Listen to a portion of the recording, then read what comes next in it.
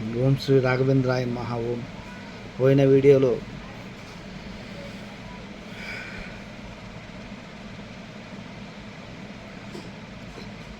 సిద్ధి మరియు మాయ నుంచి తెలుసుకున్నాము. ఇది సిద్ధి అంటే ఒక నిమిషం ప్లేన్ మోడ్ పెట్టేద్దాం. రైట్. సిద్ధి అంటే మూలభూత అర్థం వచ్చేసి డివైడ్ చేస్తే 108 సిద్ధులు వస్తాయి. ఆ 108లో మళ్ళీ ఒక్కొక్కటి 108, మళ్ళీ ఆ 108లో ఒక్కొక్కటి 108. మీ దేంట్లో ఒక్కటి ఏదైనా ఒక సబ్జెక్టులో మీరు సామర్థ్యం సంపాదిస్తే మీకు వచ్చే సమస్యలు నేను వ్యక్తికే చెప్తాను.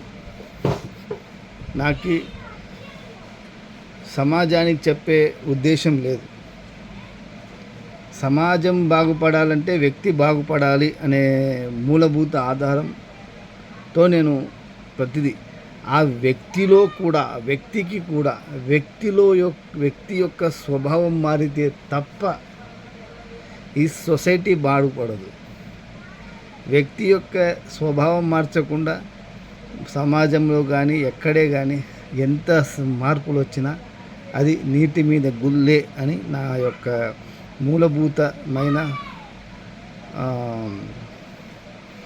తర్కం.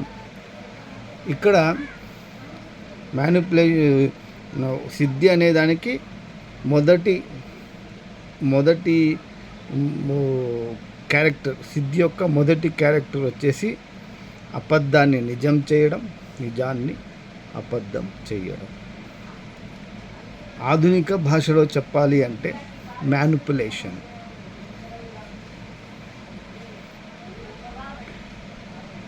చూడండి, ఎవరైతే సామర్థ్యుడు ఉంటాడో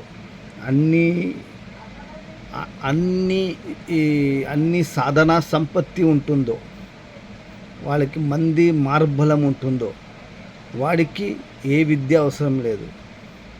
కానీ ఒక నిర్బలుడికి, ఒక సందర్భం యొక్క బందీఖానలో బంధించబడ్డవాడికి తంత్రం అవసరం ఏర్పడుతుంది.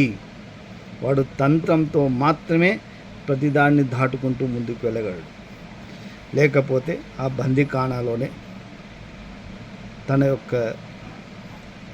సమస్త శక్తిని కోల్పోవలసిన అవసరం ఏర్పడుతుంది. దానితోనే ఆ చీకటితోనే యుద్ధం చేస్తూ ఉంటాడు. ఎవరు చీకటితో యుద్ధాన్ని జయించలేరు. చీకటితో అందరూ అంతమవ్వాల్సిందే. ఆ చీకటిని మనం ఒక సాధనగా మార్చుకుంటే, ఆ చీకటి మాకు ఒక వారిధిగా మారిపోతే ఏమవుతుంది? అదే సిద్ధి అవుతుంది. సిద్ధి అనేది నాకు సిద్ధి గురించి శూన్యం. ఒక రవ్వంతా అది మా గురువు గారి దయ వల్ల, శివానుగ్రహం వల్ల మీకు చెప్పగలుగుతున్నాను. కంపల్సరీ దక్షిణామూర్తి యొక్క అనుగ్రహం వల్ల చెబుతున్నంత మాత్రం నాకు అన్నీ వచ్చని కాదు. నేను కూడా ఒక ప్రాక్టీస్ చేస్తున్నాను. ప్రాక్టీస్లో మీకు చెయ్యమని చెబుతున్నాను. అది మీకు ఎంత శివానుగ్రహం ఉందో దాని ప్రకారం మీకు మీ జీవితంలో తంత్రం యొక్క అనుభూతి ఏర్పడుతూ వెళుతుంది. ఏంటి? మ్యానిపులేషన్. ఎవరికి అవసరము? ఒక వల్నరబుల్ పర్సన్కి. జీవితంలో చుట్టూ చూస్తే చీకటి ఉన్న వాడికి తంత్రం అవసరం ఏర్పడుతుంది. వాడు అబద్ధాన్ని నిజం చేయవలసి వస్తుంది, నిజాన్ని అబద్ధం చేయవలసి వస్తుంది. కానీ బలవంతుడు ఏం చేస్తాడు? తన యొక్క దగ్గరున్న శక్తి, సామర్థ్యం, తన దగ్గరున్న డబ్బు, తన దగ్గరున్న అధికారం, తన దగ్గరున్న మంది, తన దగ్గరున్న అధికారంతో ఏమైనా సృష్టించగలడు.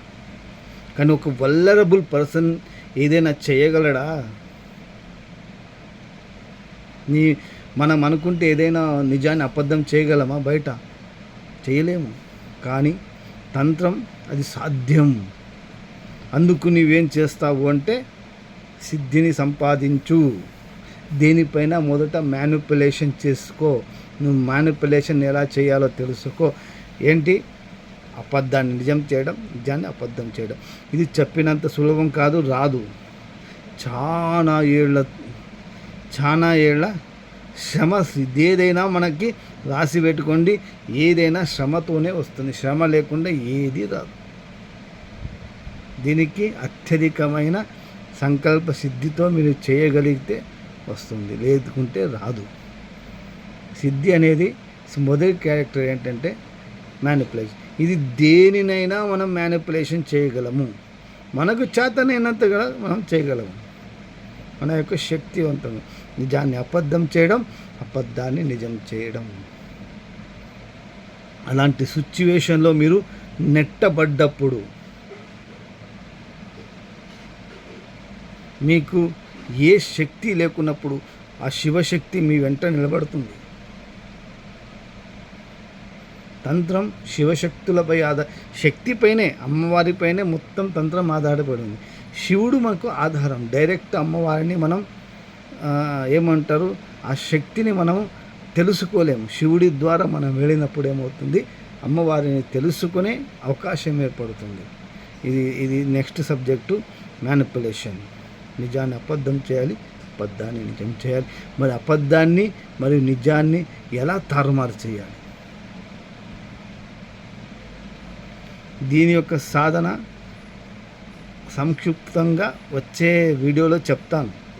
కానీ ఎలా చేయాలి, ఇంకొక థీరీ ఏంటి?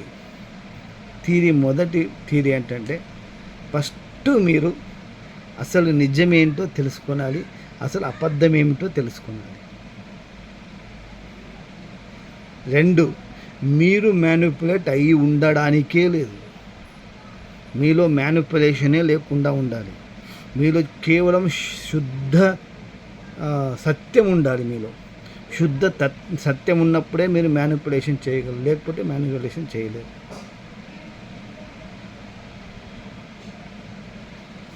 దేన్నైనా సరే. ఇప్పుడు భవిష్యత్ సిద్ధి అంటున్నారు కదా, భవిష్యత్తుని కూడా మనం మ్యానిపులేషన్ చేయగలం.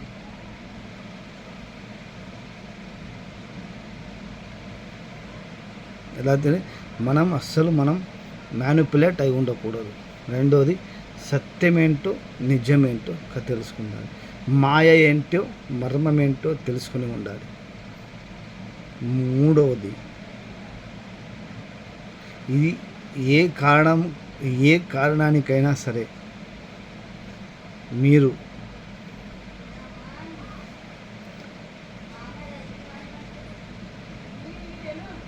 సత్య అసత్యాలను మీరు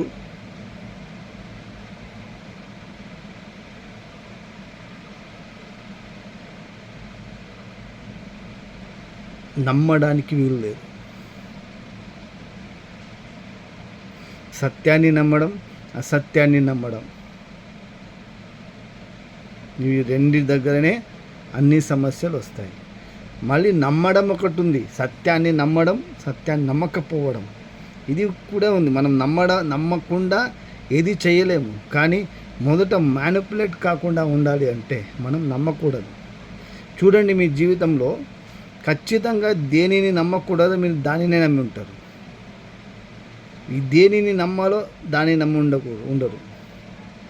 మీకు తర్వాత బోధపడుతుంది, అరే ఇది నమ్మిండకూడదు, నేను ఇది తప్పు అయిపోయింది, దీన్ని నమ్మి నేను తప్పు చేశాను, వీడిని నమ్మి నేను తప్పు చేశాను అని మీరు పశ్చాత్తాపం పడతారు. మొదట మాయ ఎక్కడుంది? ఫస్ట్ మనలో ఉంది మాయ, మనలో ఉంది మిథ్య. వీటిని తీసి పక్క వేసేయాలి.